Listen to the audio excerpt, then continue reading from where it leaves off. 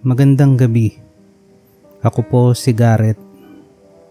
Gusto ko lamang ibahagi sa inyo ang karanasang ito sa buhay ko. Gabi na nang sumakay ako ng bus papuntang probinsya. Galing ako Maynila. Pagod, puyat, at ubos ang pasensya. Huling biyahe na yon. Halos wala ng pasahero. Umupo ako sa bandang gitna. Kakaunti lang kami sa loob ng bus. Isang mag-asawa, isang binatilyo, dalawang lalaki.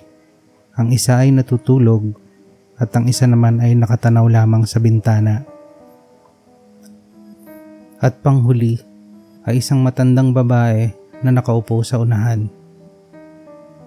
Masyadong tahimik sa loob ng bus. Walang radyo, walang kwentuhan. Naisip ko, marahil ay pagod din sila tulad ko.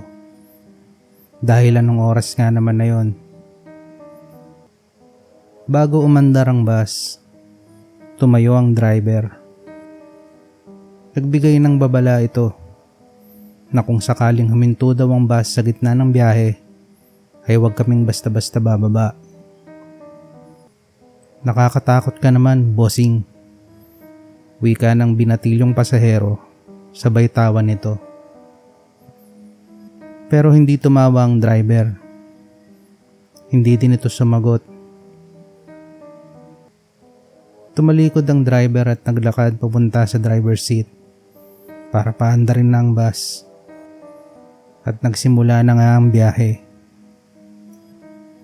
Sa kalagitnaan ng biyahe, bandang 11:30, binabagtas namin ang liblib na lugar nang biglang umuga ang bus.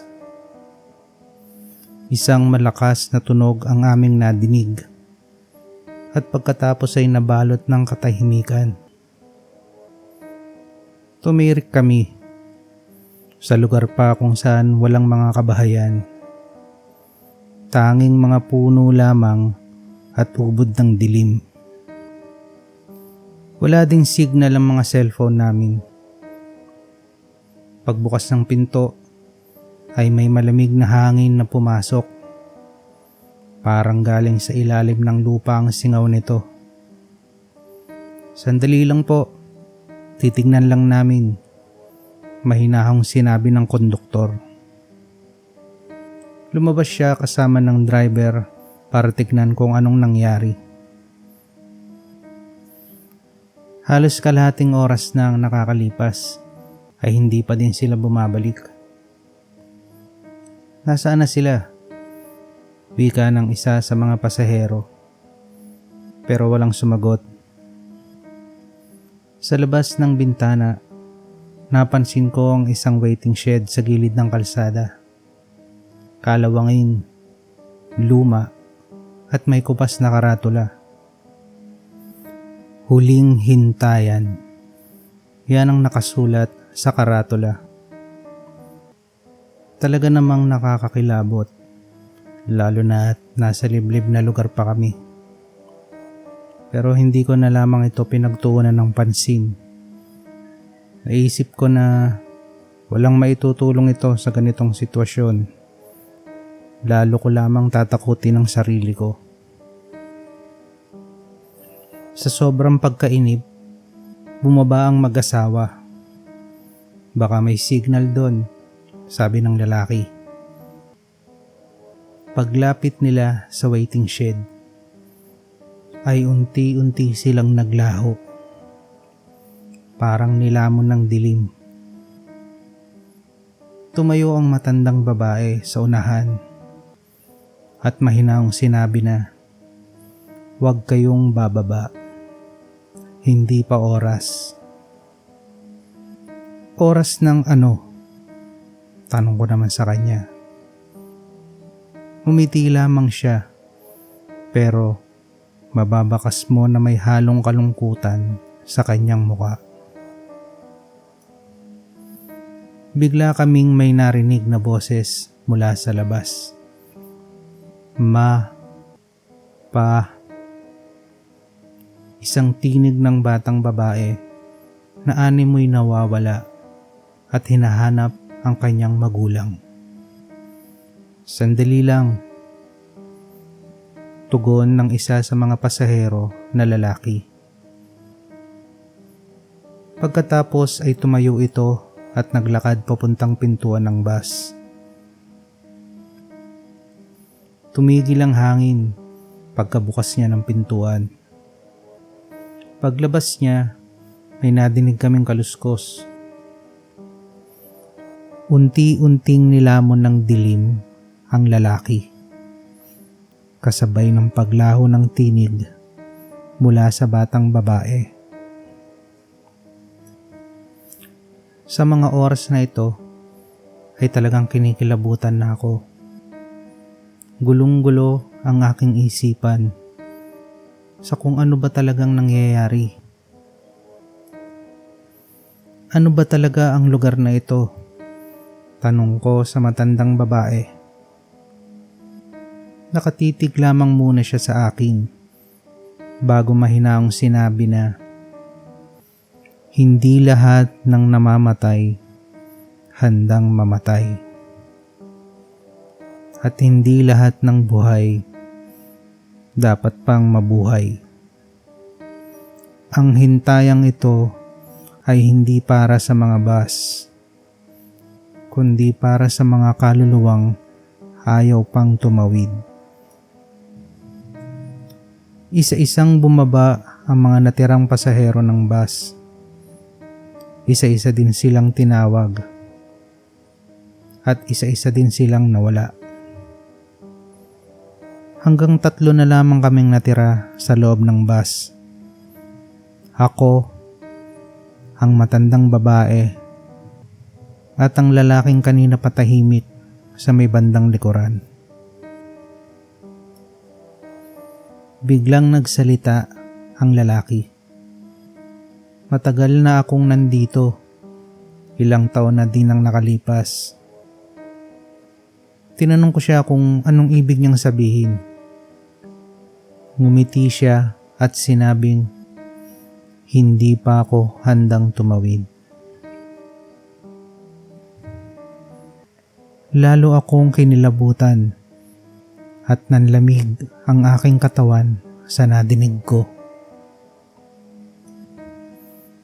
Biglang nagsalita ang matandang babae. Mapalad ka, iho, dahil nakinig ka sa akin nung sinabi kong wala munang bababa at hindi pa oras. Tinanong ko siya kung bakit alam niya ang mga ito. Sumagot ang matandang babae at sinabing, ako ang tagapagbantay at hindi ako maaaring umalis. Pero ikaw, may pagkakataon ka pang makaalis. Muling may tinig na nagmula sa labas.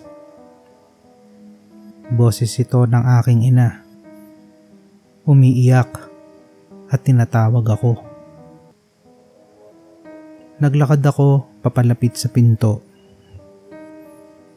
Akma ko na sanang bubuksan ang pintuan ng bus nang hinawakan ako sa braso ng matandang babae at sinabing, kapag bumaba ka, hindi ka na makakabalik. Bigla akong nahimasmasan sa panandaliang pagkawala ko sa aking sarili. Maya-maya pa ay may paparting na bus. Biglang nagwika ang matanda. Oras na, bumaba ka na at sumakay ka sa bus na yan. At higit sa lahat, huwag kang lilingon. Sa takot at kalituhan ko sa mga nangyayari, ay sinunod ko na lang basta ang sinabi ng matanda. Nang malapit na ang bus, ay tumakbo ako pababa. Humahangos ako habang pinapara ang paparating na bus. Hindi na din ako lumingon.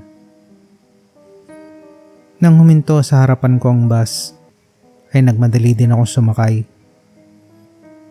Sa bintana, nasilayan ko ang waiting shed. Ang matandang babae ay nagmukhang bata at ang lalaking tahimik ay nakaupo lang sa bangko. Nakarating naman ako ng ligtas sa probinsya namin. Nung pauwi na ako sa Maynila, napatingin akong muli sa lugar na yon.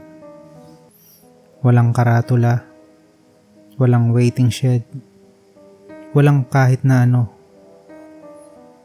Pero sigurado ako na doon yon. Hanggang ngayon ay hindi ko pa din lubos maisip na may mga pangyayari pala talagang hindi maipaliwanag. Wala man lang ding napabalita na kahit ano tungkol sa nangyari nung gabing yon, na para bang walang nangyari. Palaisipan din sa akin kung bakit ako tinulungan ng matandang babae. Ipinagpapasalamat ko na lang din at tinulungan niya ako. Utang ko sa kanya ang aking buhay. Simula noon, tuwing uwi ako ng probinsya, ay hindi na ako nagbabiyahe ng alanganing oras.